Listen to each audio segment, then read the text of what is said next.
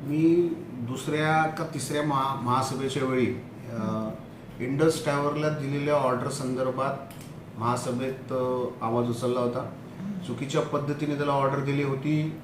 Indus टावरवरती लाखो रुपयांची थकबाकी असतानाही ती ऑर्डर निघाली होती आणि त्याच्यावरती उपसमिती नेमली गेली होती. एकंदरीतच टॉवर्स, त्याच्यानंतर अनधिकृत होल्डिंग, या सगळ्यांवरती एक उपसमिती नेमली गेली. त्या ॲडॉक कमिटीची काल मीटिंग झाली. त्या ॲडॉक कमिटीने निर्णय घेतला की हा समोरचा शंकरराव चौकातला टॉवर हा त्वरित तिकडनं काढावा म्हणून, आणि त्याचीच त्या आदेशाच्या अनुसरून आज तिकडे त्यांनी टॉवर काढायला सुरुवात केली.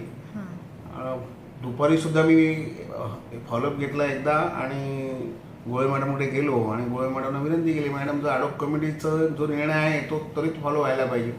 मग त्यांनी पुन्हा एकदा वॉर्ड ऑफिसरशी कम्युनिकेशन केलं आणि त्यांना सांगितलं तुम्ही कुठे आहे ते सोडून द्या, तुमचे खालचा जो स्टाफ असेल त्यांना घेऊन त्वरित साईटवरती जा, मी स्वतः येते, पण आजच्या आज तो टॉवर निष्कासित झाला पाहिजे, खाली काढला पाहिजे. बरं, तो टॉवर काढण्यामागचं कारण काय? तो टॉवर कशा पद्धतीने घातक आहे असं तुम्हाला वाटतं? मी घातक काय आहे, अयोग्य आहे ह्या त्याच्यामध्ये गेलोच नाही. मी परत एकदा सांगतो की त्याच्या हे अयोग्य आहे ह्या त्याच्यामध्ये गेलोच नाही. मी परत एकदा सांगतो की त्याच्या जे ऑर्डर दिली होती ती चुकीच्या पद्धतीने दिली होती. जर एखादा कंत्राटदारावरती ऑलरेडी थकबाकी आहे आणि त्याच कॉन्ट्रॅक्टरला आपण पुन्हा एकदा आपलंच कुंपण चरायला देत असो, तर त्याच्यासाठी मी महासभेत सांगितलं की टॉवर चांगला का वाईट, तर टॉवर चांगला सुद्धा असू शकतो, परंतु चुकीची ऑर्डर होती त्याच्यामुळे ती टर्मिनेट झाली. ऑर्डर टर्मिनेट झाली म्हणून त्याने लावलेला टॉवर आपण तिकडनं काढतोय. आणि शंकरराव चौक हे जे दिलेली जागा सुद्धा अयोग्य आहे असं माझं म्हणणं आहे. ती जागा तिथे गार्डन करायला दिलेली आहे. म्हणजे तुम्ही एका ठिकाणी तिथे गार्डन देताय करायला, एका ठिकाणी टॉवर बसवायला देताय, तिथे सुशोभीकरण असं छानपैकी होतंय, मग तिथेच टॉवर द्यायची काय गरज आहे? तो टॉवर तुम्ही आजूबाजूला महापालिकेत सुद्धा कुठेही तुमच्या इथे उभं करता येऊ शकतो.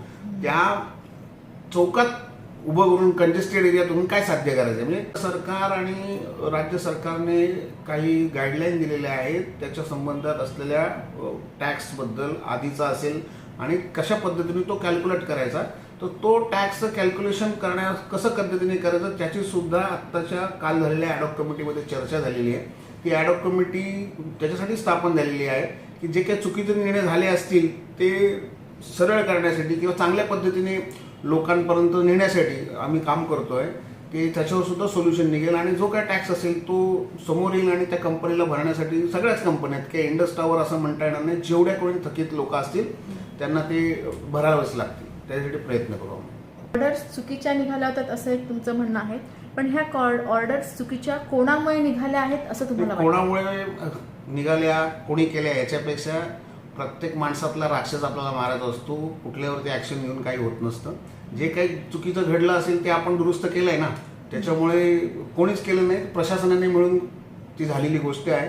प्रशासनाने ती शेवटी दुरुस्त केली याचा मला आनंद आहे. कोणावरती ॲक्शन घेणं हा माझा मार्ग नाही. प्रशासनाचं नुकसान जे काही झालं नाहीच आहे ना, प्रशासनाची जी काही थकबाकी आहे ती आपण वसूल करणारच आहोत ना, ते आपण कुठे सोडतोय? आमचं म्हणणं काय, ज्याच्याकडे थकबाकी आहे तर त्याला तुम्ही काम देऊन काय करता? तो नियम आहे की बाबा जो आपली थकबाकीदार आहे तो डिफॉल्टर आहे, त्या डिफॉल्टरला आपण काम देऊन काय उद्देश साधणार?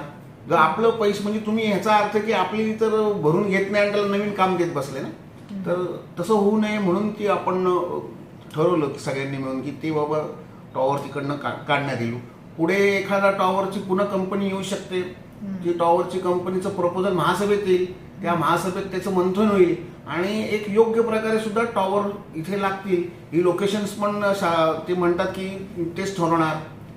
म्हणजे आता जी काही 7 वर्ष जी होती इथे नगरसेवक नसल्या कारणाने सगळी व्यवस्था ही शासनाच्या हातात होते, शासकीय सगळं चालू होतं. परंतु जेव्हा आम्ही लोकप्रतिनिधी येतो तेव्हा महासभेत त्याचं मंथन होतं आणि एक लिगली स्वरूपाची कुठल्याही गोष्टीला एक लिगली स्वरूप बघितलं जातं. नाहीतर मी सगळं करणार अशा पद्धतीने जे काही चाललं होतं त्याला आज या प्रशासनाला एक मोठी चपराक मिळालेली, आळा बसलाय आणि ह्याच्या पुढे लोकांनाही समजेल की हे जे 122 नगरसेवक जे आहेत ते यांचं ह्या प्रशासनावरती बारकाईने लक्ष आहे.